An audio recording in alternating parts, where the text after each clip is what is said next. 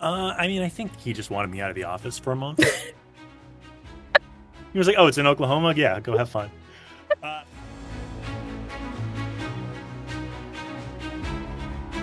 Hey Mike, how are you doing today?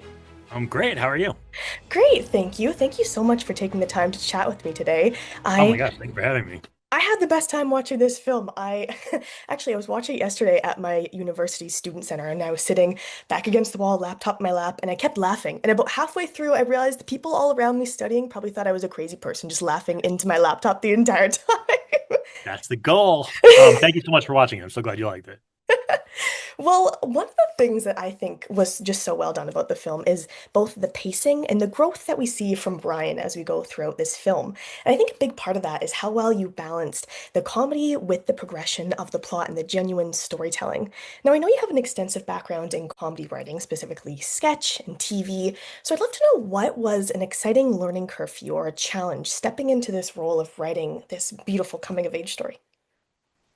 Uh, the challenge for me of the arc was that I wanted it to be clear that like there's not a real start and finish to Brian's story. Like he is better at the end of the movie than he was at the beginning, but like he's still gonna have his freakouts, you know? Like that's like how mental health works. You can't be like, oh, it was just a 17-year brain fart that he was having, you know?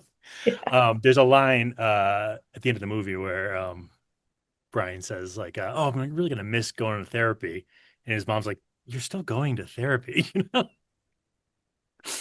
Because it's a process, you know. Yeah. And he's better than he was at the beginning of the movie, but he's not done. Yeah, absolutely. And you do that very well. You show how, Justin comes into his life and these people that we're seeing throughout the film are going to be helpers in him and, stepping into this new part of his future, but it doesn't end there. Now, one of the scenes too I specifically wanted to chat about was when Brian and his mom have that heart to heart a little bit towards the end of the film, because I think that was such an important scene. We're seeing Brian, I mean, we've seen him in a vulnerable state throughout the film, but really showing his vulnerability with his mom and his mom up until that point, we'd really seen in more humorous light. What was the importance to you of creating that scene and having that in the film? That scene, it's definitely one of those times where like I have to turn off my late night comedy writer joke brain Yeah. because you're tempted to just it's a comedy, it's got to fill it within as many jokes as possible. But then you realize like at a certain time, like, oh, a joke's actually gonna hurt this scene. It's gonna hurt the momentum of this scene right now. So it was really just about like trusting that this scene works and that the actors are terrific without like it shouldn't end in a laugh line. You know what I mean? Yeah. That was very well crafted, that one. And then shortly after the scene where we see Brian and his dad too, I just thought those were so beautiful. And like you said, they were beautifully placed.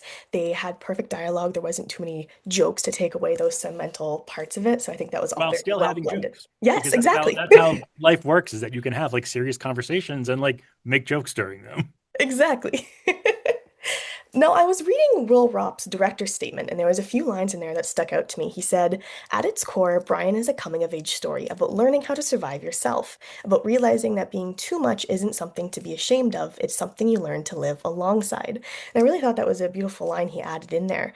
And while you were writing this script, where did this idea initially start for you? And how did these characters, this story evolved as you went through the writing process?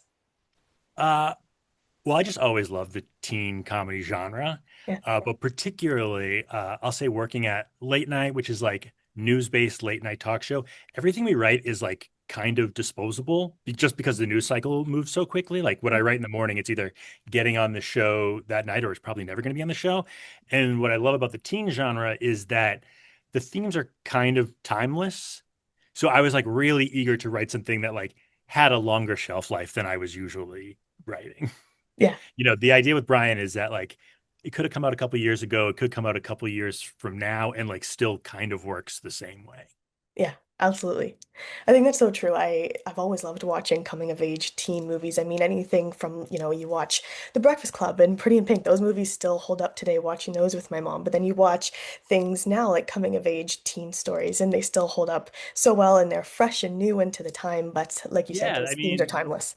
it you said Breakfast Club, and like you were not alive when that movie No. came out. You know what No. I mean? Like Yeah. they really do like kind of stand the test of time if when they're done right. Like my niece, I think her favorite movie is Mean Girls, and I'm like, oh, Right. mine too. I love Mean Girls, but she like fully was not born when that movie came out. Yeah. I wanted to ask what your favorite joke in the film is, if you have one, because mine certainly is the moment when Brian brings Justin over for the first time and his Uh, mom's coming down the stairs and she makes the joke about if he needs more fiber pills and just Edie Patterson's delivery of it, all of it, that moment was so funny. Do you have a moment that sticks out to you? I mean, literally anything Edie Patterson did is my favorite joke in the movie. She's just so funny.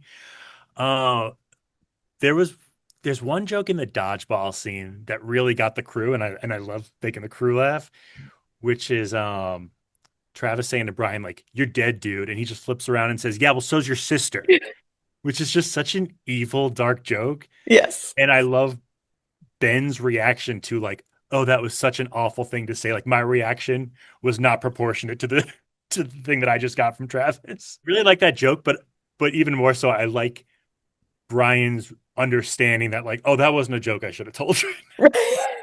Immediately you could just see on his face, you're like, oh, never mind, no. Yeah. And then I was like, oh, I'm so sorry. She played beautiful violin. That's a great moment. You've brought up working on Late Night a few times, and I know that Seth is an executive producer of the film, and you've been with Late Night for quite a few years now. So, what was that like, stepping away from the late night scene and having this capacity to work with Seth in a way on a film together? I mean, I think he just wanted me out of the office for a month. He was like, "Oh, it's in Oklahoma. Yeah, go have fun."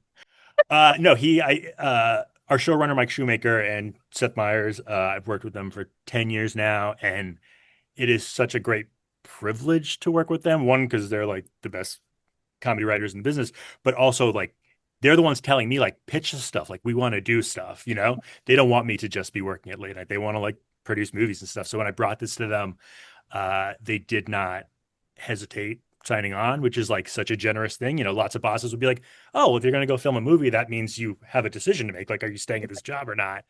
And they were kind enough to let me like work remotely. Like, I was still sending monologue jokes Yeah, from set.